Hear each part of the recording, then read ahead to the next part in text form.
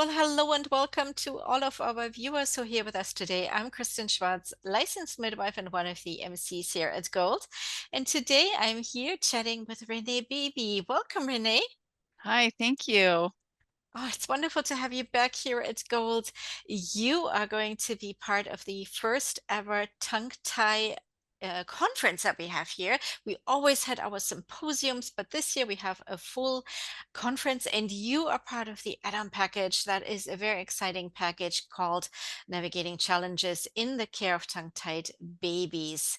And your presentation title for that package is Evaluating for Tongue Tie Virtually or When Scope is Limited. I love that title and I love the presentation. But before we talk about this, let's get to you. Talk a little bit about your background. Well, it's varied. Before breastfeeding land, I was a teacher, a special education teacher. So I have my master's in education, and that was 10 years. And then had a baby. I went to a La Leche League meeting and for support, and turned out that's where I belonged. And so became a leader, then found out there was this thing called IBCLC that you could refer to, and they knew all these things, and that I could be one too. So yeah, that's kind of what happened. And um, working in a family practice clinic for about 8 years, at one point led me to help them develop a frenotomy clinic. So I got real immersed in tongue tie during that time. So it's kind of why I'm here. Fabulous. Thank you for telling us a little bit about your background there, your passion. And speaking of tongue tie, this is a real, very, very involved passion of yours. You wrote a book about it too. You literally wrote the book. So tell us a I bit about did. that. So this is the book. It's called Fit to be Tied. It turns out I didn't know this at the time, but there's like a million books with this title. Um, but did not do my research. When working with so many babies with tongue tie, I wanted to have I wanted to have pictures at my disposal to show people, and I was constantly looking things up online or looking through my phone to find pictures that sort of matched what I was talking about. And I talked to a lot of people about it. This was like probably 8 or 10 years in my brain before it actually ended up on paper. Um, because I thought, well, if I want this, then probably other people want this too. And if for no other reason, I want to put all these pictures together for me. And so what I've learned since is there's actually a quote that says if the book isn't is I'm paraphrasing badly, but if you're seeking a book that doesn't exist, it's time for you to write it. And so that's what I did. It's very simple. It's it's a lot of photos. There are more photos than pages, and it's written in a voice to parents. Mhm. So it's very, very simple language and helping them feel, it's not technical at all. It's not, Fantastic. but a Great. lot of lactation consultants like it for the same reason that I Right. like it. And it's a good tool to have in the library for your Mhm. the families you serve. Fantastic. Well, thank you for sharing that and congratulations on your Thank you. book. And now I want to talk a little bit about your presentation here, evaluating for tongue tie virtually or when scope is limited. This presentation is very much needed. Yes, since COVID, the big word there, many IBCLCs and care providers, of course, have been doing virtual consultations, seeing clients virtually. And virtual is here to stay, of course. I don't think we ever go, back to only in person, but we've realized virtual has so many advantages, maybe reaching clients that are far, far away or where there is no lactation care provider close to them. So tell us a little bit about the presentation. What do you hope our viewers will take away with it from it? The main thing is that they can do this, that Mhm.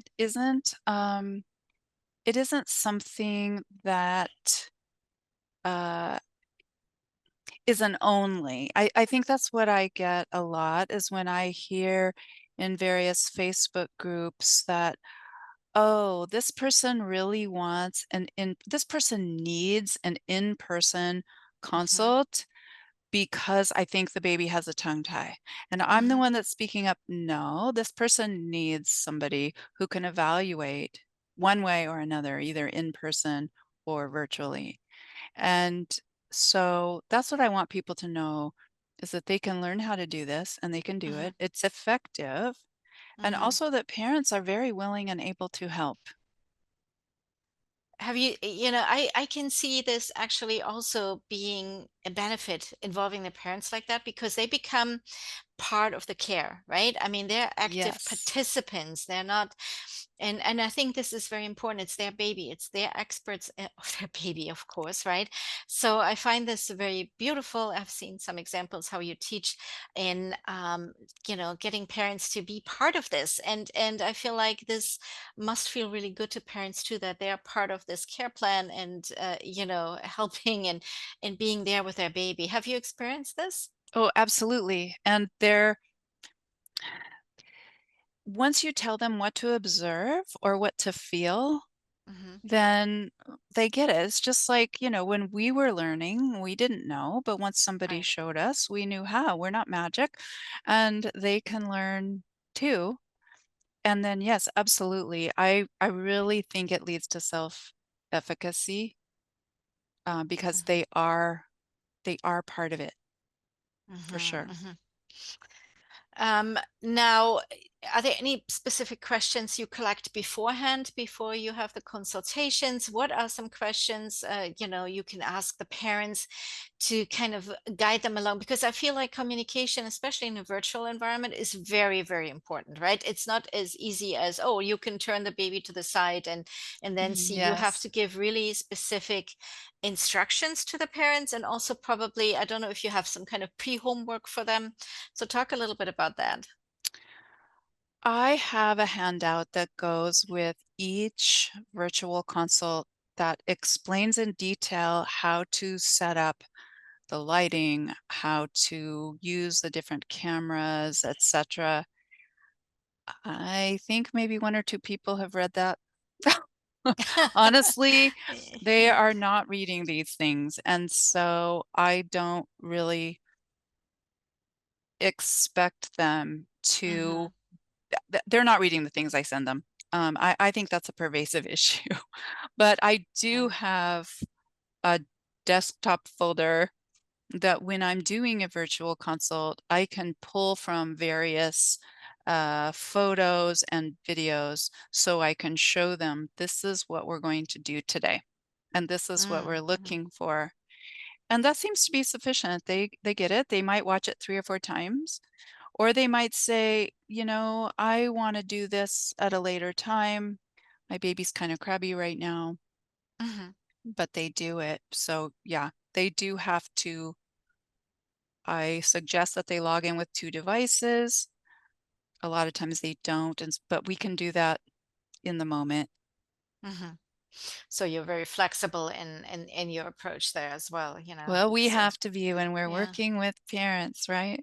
Yes, absolutely, absolutely. And it's so true. You can send information, but also understanding, of course, the circumstances when families contact you, they're very obviously very desperate because something is going on with the baby, something isn't right. The feeding isn't going well. There's pain involved. There's something not right. And they're often sleep deprived. So Yes. we So, can't Kristen, blame parents for not reading all the instructions. I do have to tell a story that I wish I would have told in the presentation. When you're talking about preparing, I do let people know we need to have 2 adults there. It Hmm. doesn't have to be the partner. It can be grandma. It can be, lots of different people. Well, one of my clients had a 9-year-old son, and he was the videographer. He Hmm. ran the camera, and he did an excellent job. And not only was he getting the view just right, he was explaining to his mom what I meant by XYZ because she wasn't getting it. So don't limit yourself to adults. Absolutely. Kids can be great helpers, especially the young ones are probably better with the electronics than the phone than some of Yep. us, right? Already at an early age. Yeah, so absolutely. So, Renee, any final words of wisdom here for our viewers? Anything that you want to pass along before I let you go here today? Mm, I just want to encourage everybody to give it a try and see what you can do virtually and it is possible. I do have colleagues that say, "You know what? I do it, but I just don't like it." And that's okay. Mm, Not mm-hmm, everyone has to.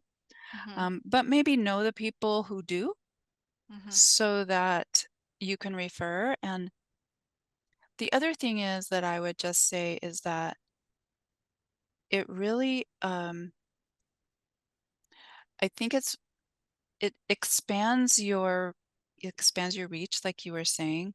But even if it's somebody in your community and they're like, I really want to see you, the only time you have is 5 o'clock at night and you don't want to drive across town, you can mm-hmm, say, I can see you at this time, telehealth.